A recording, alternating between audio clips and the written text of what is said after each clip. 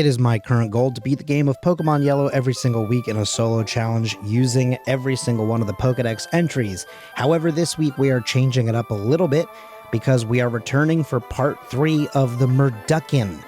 And originally I was thinking about maybe doing Turducken, because chicken, right? But Blaziken, and I need the MurducKEN. So this was the one that I chose to go with. And I think it was the right choice overall, just because, it's a holiday week. I want an easier time, right? That's exactly what we're here for. Well, listen, I love Blaziken. I'm going to go ahead and say it. I'm a Blaziken apologist. I really like using this Pokemon, especially within this generation. I used it in a Nuzlocke for my very first piece of Pokemon content that I ever did. Not on this channel, but elsewhere. And Blaziken is the reason that I survived. It's the reason that I won the day. So I always hold this Pokemon very near and dear to my heart. That being said, I feel like especially in Emerald, there's a lot going against us, especially in a solo challenge as well. Because we're firefighting, which means that flying type, which will be at a gym, ground type, which will be at a gym, technically twice. And then there's also water, which you deal with throughout the game, but especially in the final gym and also in the Elite Four, kind of twice, right? And then of course you also have the psychic type, which will also be at a gym and just sort of throughout the game. So there's a lot of stuff that is just going to be kind of an obstacle for this Pokemon who, again, special defense and defense, not really all that good for this Pokemon. So it looks bad. That being said, I am looking forward to getting this run in. Now, when you look at our move pool on the side here, you are going to notice that a strong majority of the moves that are probably the most helpful are going to be the fire and fighting type moves, getting that same type attack bonus in. There is access to like aerial ace, but like that's going to be later on in the game through a TM. So it's helpful, but it's not helpful. Peck is going to do okay at the very least for the second gym, but not really something that we're going to look at for long term. There isn't really any other move either for flying type. Again, it's not really a bird. So, I mean, it is, but it's not, you know what I mean? You get where I'm going with that, right? So Blaziken really has just those options. It does have access to Earthquake and Dig, which could also be quite good for us. One of the key factors here is going to be Sky Uppercut and Blaze Kick, two moves that are not exactly signature moves. I mean, Blaze Kick would be, but Sky Uppercut is not specific just to Blaziken. But I do think it feels somewhat iconic for this Pokemon, or at least within Gen 3. Maybe just because I think the only other option that feels like it makes sense is Brick Break, and you get access to that move fairly late in the game, so having Sky Uppercut well before then would be pretty solid for us, probably help us carry through some of these sections a little bit faster. Then you're going to see that we can use, again, Hidden Power just like in Gen 2. Hidden Power, I think there were a few options for us here in this game. I was thinking ahead to Tate and Liza, and so I went with the Dark type. There are some options here that make me think that perhaps if I were to ever do this run again, I might choose a different type and go with a slightly different game plan for Tate and Liza. But, you know, again, hindsight is 2020, and we'll get there, right? I guess that's just a little subtle foreshadowing about what we have in store for us. Like I said, there are quite a few obstacles for this Pokemon. And the rock type moves of the rock leader, Roxanne, could be one of those things, could be one of those obstacles, but really we are a fully evolved Pokemon and we have double kick, which I'll hit twice. So we're actually looking pretty good. What is not looking good is me using the auto trigger buttons and going too fast to make some of this decision. So it takes me a second to get to the move Peck, which is just more of like, I guess, a slightly embarrassing thing. It's not like a huge embarrassment, but it is a little bit like, come on, man, get it together. People are watching at this point. So, you know, either way, it does survive that first hit, but the Oran Berry and the potion is not enough to bring it up enough. So we do get it in technically 4 hits, but 2 turns, right? So we have that first badge and we're looking pretty solid. Since we're also going to look pretty solid here in this gym because we have the move of Peck and it's a fighting type gym, I'm going to take this moment during all these extra fights to just say that, hey, this video comes out on Thanksgiving Day here in America. And if you're watching, whether it's on Thanksgiving Day or some other day, I just want to let you know that I am thankful for you. I was not able to name my rival in this game. I wasn't able to really name anything other than Chicken for the last part of the MurducKEN run that we're doing here for this month, this sort of special bit that we're kind of going through for the holiday season. But the thing is, truthfully, like, there are so many other people that I am thankful for, besides Az and besides Carp. I'm thankful for all the people that I, constantly make content with, both in sort of the podcasting realm, within Let's Plays, within streaming. There's a lot of different things that I do and try to, stay busy in life. And, I get to work with some of the best possible people, and I have such a great audience. I get to have the people who are constantly in the comment section here on this channel, always tuning in, always piping up, and making sure to kind of engage with that content, which is really great for small creators. Every time you comment, like, share, it really helps us all out a lot. So whether it's me or someone else that you really enjoy, maybe today here on Thanksgiving, just give a little shout out to them, either in the comments below or in their own comments. It's, no matter, I think, where it happens. I think the idea is just to give thanks and say, hey, thank you so much for giving me all these hours of entertainment. And, if you're someone like me, another creator, perhaps it's about giving thanks to the people who inspire you or that you get to work with or whatever. Because every day I'm thankful for the people that both inspire me, both in terms of that give me the inspiration to make the content that I make, or that just inspire me because, they're great collaborators or great friends or what have you. There's a lot of cool stuff that's happening out there, and my journey as a content creator, while it's been almost a decade actually at this point since I truly began my run, it has gotten, I think, better and better every single year. And a lot of that comes down to, again, the people I surround myself with and having such a great and fun audience. And I really appreciate you, dear viewers, listeners. I'm so used to saying listeners because of podcasting, but thank you so much for tuning in all the time. It really does mean a lot. And I am trying to leave behind the 9-to-5 work life. Again, I've been doing content creation for about a decade, and I'm really trying to make more than ever. I'm really trying to make my run at it. So every time you all comment and every time you be a part of this thing, it means a lot because it helps push that career forward. And if you haven't seen it, I've been doing some short form content as well to try and get this channel to 500 subscribers by the end of the year. That's sort of the goal that I've set for myself. And we, of course, have some other goals for 2026 with this channel and for this sort of content that we're doing. But I'll save that for later, closer to the new year. Either way, I just want to make sure that I took a moment to say how much fun I've had with this project this year and how much I appreciate all of you. Whether it's your first time watching or if you've watched every single video, thank you so much. Truly mean that a lot. And I hope that this day, Thanksgiving, and the rest of the holidays treat you well, as much as I also hope that the rest of the year does, right? But there's something just so magical, to me at least, about the holiday season. Today, on this day that this episode is coming out, I am spending time watching football and eating food and having a great time with my family, who I love very dearly. And, making sure that the family members that I'm not going to be spending time with or that I won't see that'll be in another town for me, going to make sure that they know how much I am thankful for them and, just how much I appreciate my friends and family who really make this journey in life, not just in content, so meaningful and special. And also, since it's Thanksgiving, I'm just going to let it be known that I'm going to watch so much football and I'm going to eat so much turkey and so many side dishes and so much pumpkin pie until I feel sick. And then I'm going to lie down on the floor with my cousins, and we're all going to lie around and kind of groan and go, I can't eat this much. I have to not do this ever again. Why do I do this to myself? Next year, I'm going to be smarter about it. I'm not going to eat like this next year. I'm not going to make myself sick. And then I'm going to do it again next year and the year after that. And I'm going to keep going until the day that I die. And who knows, it very well could be a Thanksgiving. And just like the rivalry beatdowns that happen in football every Thanksgiving, we just gave a beatdown to our first rival, May, and then our other rival, Wally, we also kick his butt. They're not very difficult in this game, I have to say. I wasn't really a big fan of, in the game, May or Brendan or Wally. I just don't think any of them really posed that great of a challenge. Maybe for the solo runs. Who knows? Maybe. But today, not a problem.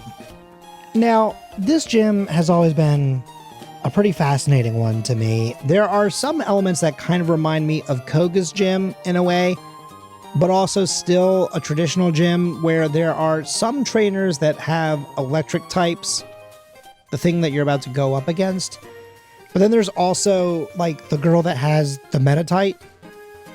And so you kind of think about the fact that half of the Pokemon that we're about to fight are steel type. And so the fighting type would be super effective against them. So maybe they are training up against him. I don't really know what the makeup of this gym's people kind of really means or how they make sense necessarily.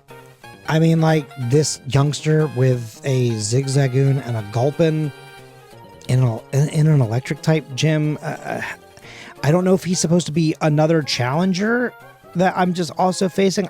It's really... Oh, yeah. Oh, my God. I almost forgot about Bug Maniac Angelo. Yeah, this gym is very confusing to me in terms of the people that are within it. I guess it's also a possibility that there are trainers that are there for Watson and then the others are just stuck in his little electric traps. I don't know. I really couldn't tell you. I wish I had an explanation. Maybe someone out there knows the lore behind this gym and why it is the way that it is, but it's been this way since I was a kid. Didn't understand it then, and I don't understand it now. And therefore, I will not dignify it with an answer. Now, Watson sometimes can be quite difficult. He is kind of a pain in the butt. If nothing else, Magneton can really be quite challenging at times, I think, depending on who you're bringing into this fight. If you don't have anything that's super effective against him, you're really at an extreme disadvantage. The steel typing, and more specifically the steel electric, was pretty brutal for this gym, but today we barely eke it out even with a fully evolved Pokemon. That could have been much, much worse, but like I said, we survive it, and that's that thing we say all the time here on this channel, which is, I'll take it. And also something that I would like to take is your comments below about a very specific question that I have for this game and content based around it. It's probably going to be a while before we really dive into Emerald solo challenge runs as kind of like as a whole. But I do kind of want to know, I think up front, what sections of the game really holds interest, right? Because when I do Generation 2, I really don't care to show the Team Rocket section. I think it's kind of boring. And when you have a solo challenge where everything is definitely going to be extremely leveled above Team Rocket, it just almost no Pocket? Pocket Monster, but no Pokemon is going to have a problem with that section. So that's one of those things where I feel good about leaving that out in terms of the length of the content. But I have no idea how much of the Team Magma, how much of the Team Aqua, or if really any of it is relevant to you watching, if you really want to see it, or if it's just like, hey, if you've got a Psychic type and they keep setting out Dark type, so it becomes hard, maybe just show that part, but most of the time it doesn't matter. It's up to you. I would love to know your take on this generation's version of the content, because I have watched other people make this content, but I have not really done a lot of stuff within Generation 3 for content outside of a single Nuzlocke run 5 years ago. So, there's a lot to kind of take in, I think, on that front. So you let me know in the comments below, and we will tailor Generation 3 to your desires. And now, for gym number 4, Leader Flannery. I always thought Flannery was really cool. I'm a big fire type, I think, person. That might be my favorite type, maybe dragon types, I don't know. But I think that if I was a gym leader, I would probably end up being the fire type gym leader. I think that makes the most amount of sense for me. So I always thought Flannery was cool, kind of like Blaine. But here we go, even with a Pokemon that is also part fire for us, Double Kick is so brutal against this team. And also being level 36 is also pretty huge. But now we have one of those signature moves we were talking about earlier. We now have Blaze Kick on the learn set. And with that same type attack bonus, doing 127 damage, well, not damage, but the power is 127. It's pretty good. Then May gives me a pair of Go goggles, as if I am suddenly the main protagonist from Digimon. What am I? Ty or Davis? Anyway, I then head over to Petalburg City, and I'm going to go up against most of the people here in this gym just to sort of prepare again for the end game. And this is a pretty easy one for us once again, because this is the normal type gym, and we have a fighting type, so that's going to be quite nice, quite advantageous for us here. Help us get set up as well for going up against the gym leader here. That is, for the first time in the Pokemon history, a time where you see your dad. So I guess this gym and this video also, for me, is going to go out to my dad. He took me to see the Pokemon movie when it first came out when I was a kid. And I never heard the end of it to some extent, but I know that he always thought fondly of that time that we spent together and doing those things. So, yeah, I miss you, man. And thanks for, you know, taking me to see those movies when I was a kid. And with that, we defeat Norman, and we deal with this dad, and immediately have to deal with Wally's dad coming to talk to us. And he's going to take us next door, chat about Wally and his health, and then he's going to give us the move Surf, which is going to help us go on to the next section. And as we prepare for our 6th badge here, I also wanted to take a quick moment just to say that I just mentioned my dad, and earlier in the video, we were sort of talking about the Pokemon that we have here, Blaziken, during the time that we saw our mom in the game. And, you know, the mom is always in, like, every game. But just like the trainers in these games, I'm very thankful for my mom being supportive of me going out and doing my journey and my life. So, kind of full circle on that one, too.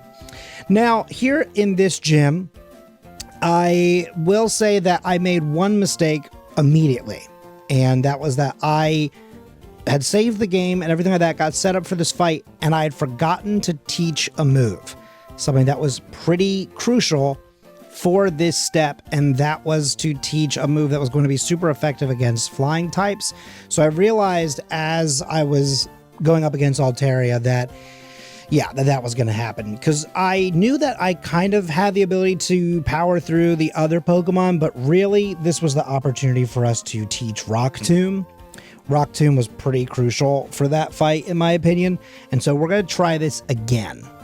Now, because of the aforementioned, the beginning of the video, fact that the flying types are going to be quite dangerous, there is a part of me that thinks that perhaps we could have set up against one of these Pokemon. Maybe the answer would have been Swablu. I think that might be really the only Pokemon that we would have an opportunity and a good chance against. But of course, if it uses Perish Song, then we're definitely done for. So you kind of have to make sure that you go quick enough in both setup and in moves to make sure that you're avoiding that.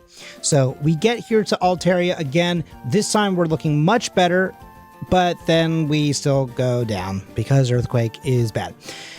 It's sad and unfortunate that Altaria has two things that it could do. It could either hit us with Aerial Ace or it could hit us with Earthquake, both of which will be pretty devastating for this Pokemon. And I actually do think that Aerial Ace would probably be the better move for us to see, just because Earthquake is a higher damage.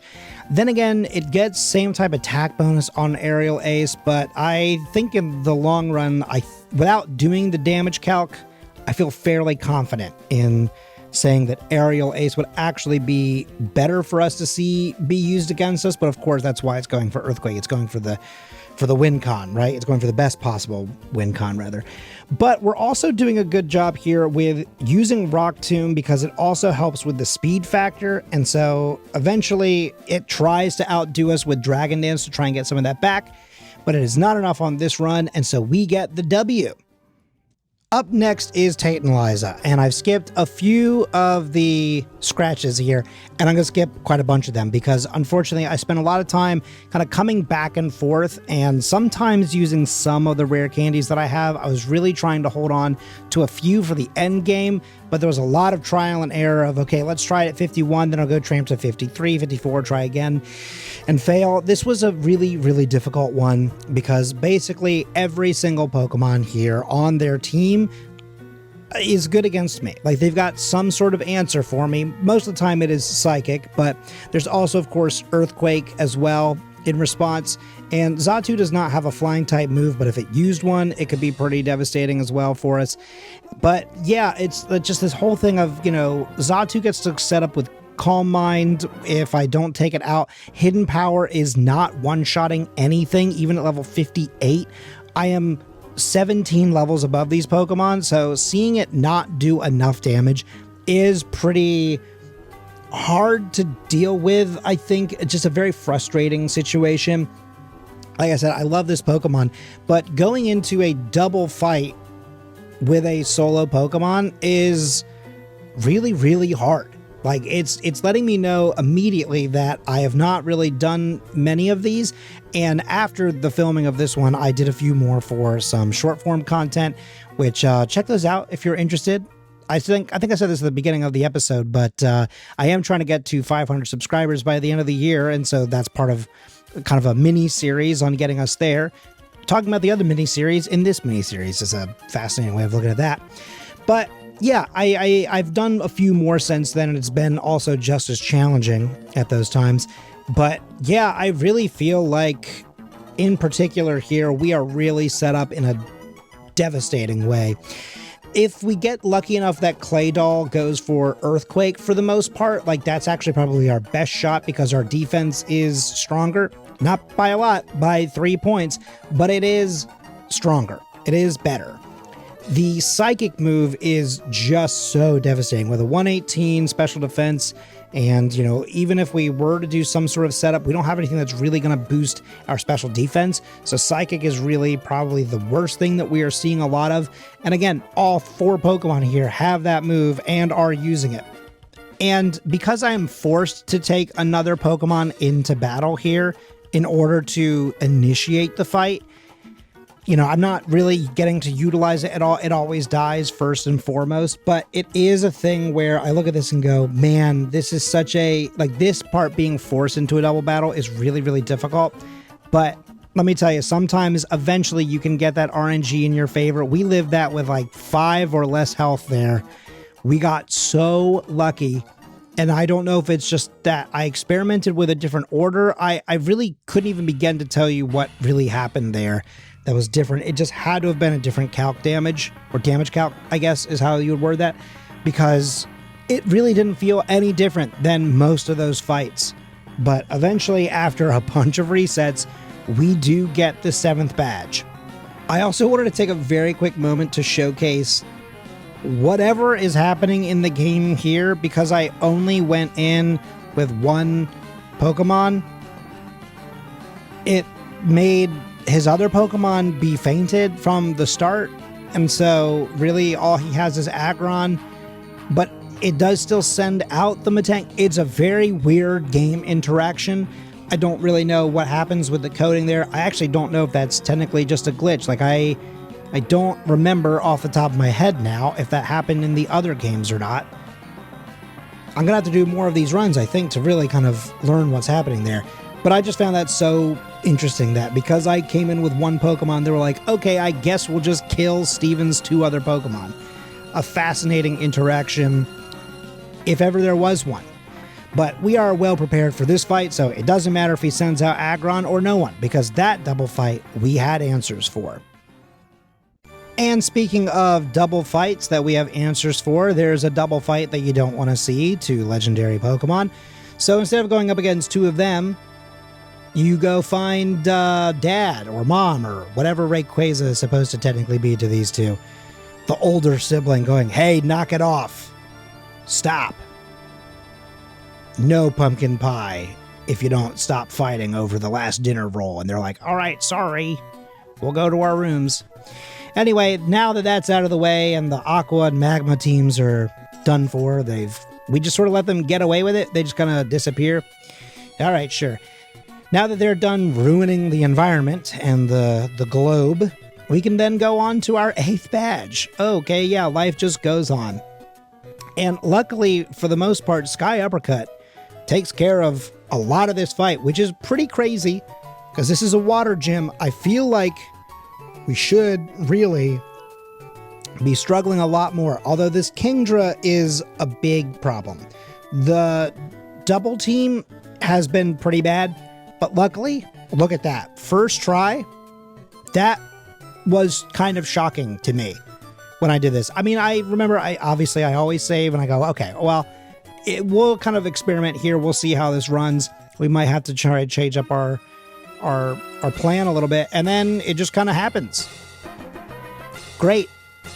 Up next, before the Elite Four, as always, you have to have some sort of final rival battle. And in this case, it is rival Wally. Sure. Wally, I don't really know what his full deal is. Like, I think they kind of barely touch on it. He is kind of like, I guess, in Tiny Tim territory, where he's just sort of really sickly, and I don't know what he has or what the deal is. But by having Pokemon, he gets stronger and better, and they make him better. I don't know. I mean, he's got a Delcatty and a Roselia, so I don't know how much stronger they can really make him. But we beat him, and we get to move on. I will say I do hope that it doesn't somehow make him regress. I don't really know where the storyline was supposed to go with Wally after that, but I feel like I need kind of like the Muppets Christmas Carol. I need Gonzo to pop out and be like, and rival Wally, who did not die. Oh, gee, that's so good to hear. That's my Rizzo. Not my best, but I love that movie a lot. Anyway, we have now done our item management. We have put all of our other Pokemon in the box, and so it is time to take on the Elite Four. Up first is Sydney. Now this one, since we have a fighting type, it is going to be easy. Sky Uppercut is going to be the move, with the exception of Blaze Kick for Shiftry and for Cacturn, because, of course, right, they're both part grass. It just sort of feels like we should go ahead and use the fire move since we have it. They go down all very easily. This is probably going to be the easiest part of the whole thing. Now, up next, we have a fight we are once again at an Elite Four where there is a ghost type trainer. Phoebe is the second person here, and it is a little bit Agatha coded where you do have sort of two repeats on the team, or rather, she had two Gengars, but like the one difference here is that this time it is all ghosts, and it's not like mostly poison, which is, I guess, good, but it is what it is. So we only really have hidden power as our main answer, but that doesn't really feel great because it's not very strong, or at least we're not very strong with it in this generation. So we're really not hitting heavily enough. And of course, Protect is kind of devastating as well, just because it eats up so much of our PP. And so that is a tough cookie to crumble, I think, a little bit. But either way, we have taken out the latter two of the repeats, which I think is actually good, just because they do more damage. They're a little bit stronger. So now we can just sort of glance right through. The harder one may actually be Sableye normally, because it doesn't have any weaknesses in this generation. But the Blaze Kick, same type of attack bonus, was all we needed. Bada bing, bada boom. We are on to the third person in the Elite Four. Now, this is Glacia. And Glacia is an ice type, but it is a little bit like Lorelei, where there is also a lot of water here, right? 3 of our 5 Pokemon are ice water. And again, it's a lot of repeats. At the very least, though, I will say we are doing a good job of having it basically be only Pokemon from Hoenn. Johto had a lot of situations where there was a lot of Kanto in there. So it's good to see that kind of being fixed, I guess, within this Elite Four, and even within the gyms as well. But now we are going up against Drake, and this one's tough. We have not really any moves that are great against his team, and a lot of these guys have a direct answer for us. You've got Aerial Ace, you've got Surf, you've got Earthquake, it just looks bad. Anyway, you slice it. Oh, and Rock Slide, of course, on your Salamence, but it takes us a while to even get to that one, so that's not going to be our main concern just yet. One of the big problems sometimes in these runs is I typically try and have some sort of game plan in my head. I usually look at that move pool on the side, and I think to myself, okay, when and where am I going to make some swaps? And sometimes I hold on to moves too long or whatever. And there's a little bit of experimentation, right? In all of these runs where I go, well, maybe I can hold on to this until I get to here, and then we'll try whatever. So there are some moves here where it's kind of like, well, did I get rid of something that I could have held on to longer, perhaps? You know, there's a lot of kind of questions when you get to this sort of situation. But really, I don't think any of the moves that we had previously are the answer.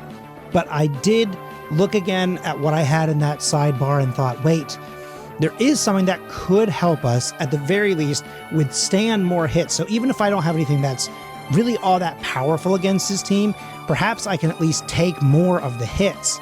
And that, I think, is sometimes one of those things where you're learning the lessons of the thing. I've definitely mentioned this in a previous episode, right? Of when you're a kid, you look at the moves and you say, if it's not doing damage, why would I take it?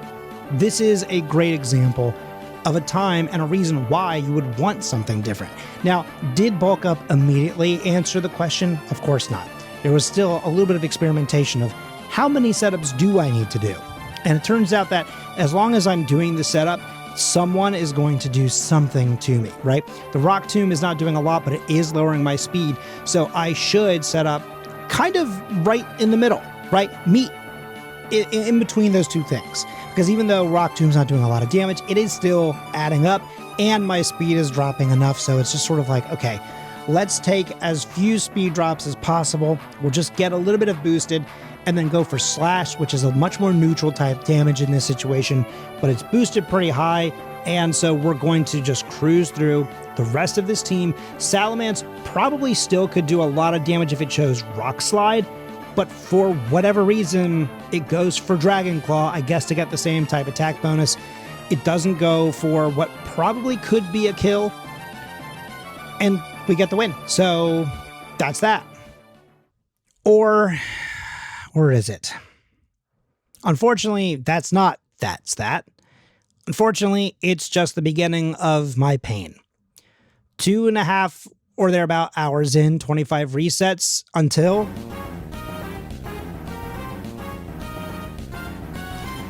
again and again and again and again, losing to Wallace until we hit 3 hours and 70 faults.